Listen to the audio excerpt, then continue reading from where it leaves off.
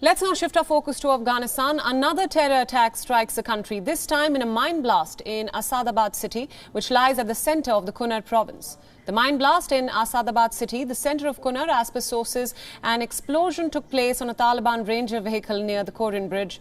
2 people have been reportedly killed and 13 injured.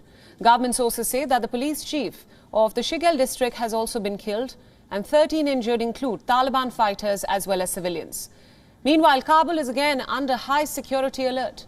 The Islamic State's Khorasan province, also known as ISIS-K, has waged a small but highly active insurgency in the country.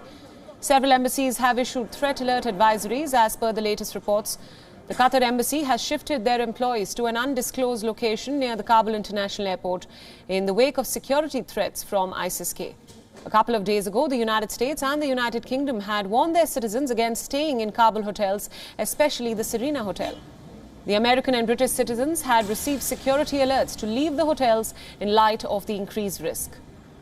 Meanwhile, Pakistan International Airlines has suspended flights to Kabul. Pakistan has accused the Taliban of quote-unquote heavy-handed interference, which includes arbitrary rule changes and intimidation of staff. The suspension comes as the Taliban government ordered the airline to cut ticket prices to what they were before the takeover. Pakistan International Airlines is the only international company operating regularly out of Kabul. Earlier, Afghanistan's aviation minister had slashed 50% manifest from a flight which was in middle of the checking-in process.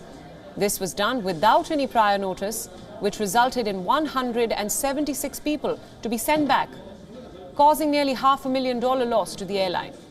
The Taliban have been demanding a reduction in ticket prices, which has reached levels increasingly out of reach for most of the Afghan population. Now, for more on this, our correspondent Anas Malik now joins us live from Kabul. Anas, welcome to Beyond. What can you tell us about these recent attacks, and what is the state of security in Kabul as of now?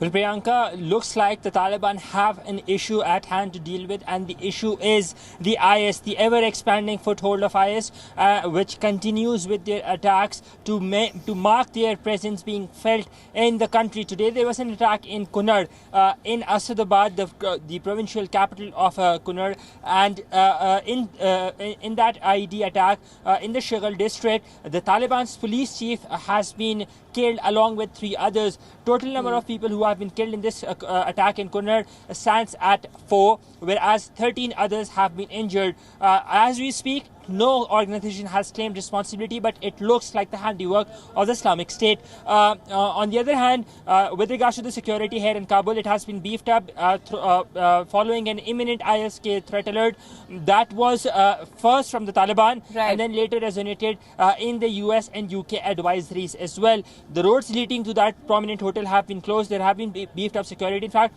yesterday, the Taliban's Interior Ministry spokesperson Qari Saeed Mohammad Khosi in his press conference has said that because they're fearing infiltration, he said that anybody found in contact with ISIL or ISK fighters would be severely punished as per the Sharia, and that would tantamount to treason. So that explains the gravity of the situation, because Taliban are now fearing those green on blue attacks which we used to witness earlier when the US forces were here, those insider attacks. That is their actual worry for now. Priyanka? Anas Malik, thank you so much for all those updates. Thanks for joining us. Beyond World is One is now available in your country. Download the app now and get all the news updates on the move.